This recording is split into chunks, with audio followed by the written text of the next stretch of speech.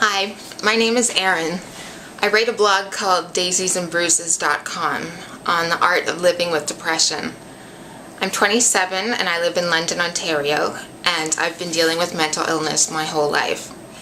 I was first diagnosed when I was 16, and since then I've been diagnosed with major depression, anxiety, post-traumatic stress disorder, as well as I've dealt with eating disorders, self-injury, and suicide attempts. But despite all of those things, I'm still here, and I feel like I'm doing more than surviving now. I'm actually living my life and enjoying it.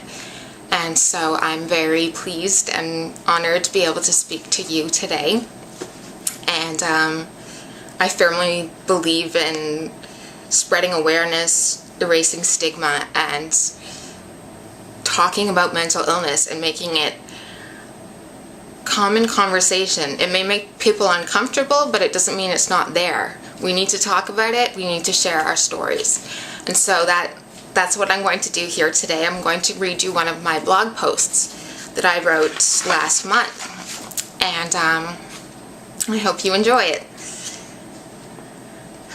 From the age of 11, I felt depression weighing me down every day, but I wasn't diagnosed until I was 16. Why? I thought it was normal to feel that way. The first clue I had to knowing that something was wrong was my level of functioning. It was so hard to get up, go to school, face the day, face my parents, face the world. I thought all of the people around me felt equally terrible, but there was something wrong with me because I let my terrible feelings take over. I wasn't handling them right. I wasn't a strong person. I was too sensitive.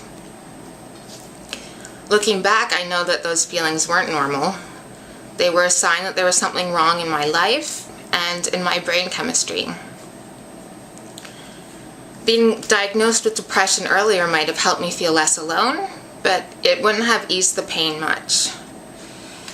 Not at first. So what helped? Waiting, taking it day by day, and music. See, my dad is really into music, and as a kid he'd give me cassette tapes of bands he thought I'd like. I had Queen and Michael Jackson, and would listen to their music and stare out my bedroom window. Then my crappy little tape deck stopped working, and I told my dad about it, and he didn't really say anything, and I was really disappointed. Then one night after dinner, my dad told me to go upstairs and pull down my window blind in my bedroom. I was in the middle of doing homework and was like, why? He told me again strictly to just go do it. So I stomped up the stairs feeling totally angry, opened my bedroom door to find the blind window already down. What the? And then I saw it. A brand new stereo on my shelf. It was huge compared to my last one, and it played CDs. It wasn't my birthday or anything.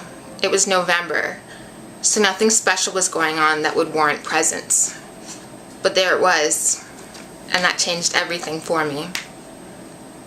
Later, my dad would confess to me that my mom was angry that he'd spent like $200 randomly on me so close to Christmas. But it was right when my aunt was dying, and the timing could not have been better. My dad was part of this music club where they'd send you a pamphlet of CDs, and if you bought like 3 of them from over the year, they'd send you 10 for free.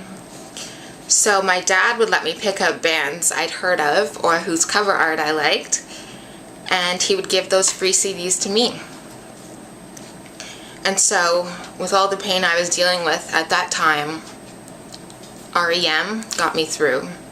Our Lady Peace, Oasis, and Sarah McLachlan. I never felt safe enough then to tell people just how alone I felt. And I didn't feel safe enough to cry. I felt emotionally screwed. But I had music, and so I put on my stereo and turn it up so loud that all of my feelings got a little quieter in comparison. My parents never told me to turn my music down, not once. So I guess my advice to you, whether you're dealing with mental illness or someone you love or whether you're just dealing with really difficult feelings, if you feel alone and feel like no one can help you, find some sort of outlet for your feelings. Find music you love, find books, movies, sports, whatever your heart is drawn to, and surround yourself in it. Fill up your days with your passions. And if you do that, then the days will be easier to get through and the nights might not feel so dark. Keep doing what you love. Even if you don't get the enjoyment out of it that you used to, just keep doing those things. Dream about a better life and hang on until you feel safe enough to talk to someone. And when you find the right person, they will help you. You'll still have your passions, but then you'll have a person or a network of people who can fill in those times when your passions can't drown out your pain. And when those supportive people in your life can't be with you for whatever reason, they go to work, they have to babysit, they are somewhat busy doing something else, though they still care about you, you'll still have your passions. Switch back and forth between the two, or better yet, keep faith that you'll meet someone who not only understands you, but loves the things that you love too. When you feel alone, remember that human beings, all human beings, have felt deep, horrifying pain for thousands of years. And they survived. They found a way to cope by making music, making art, writing, building castles, and inventing the light bulb. They use their pain and their passions as fuel for the journey. They make great fuel.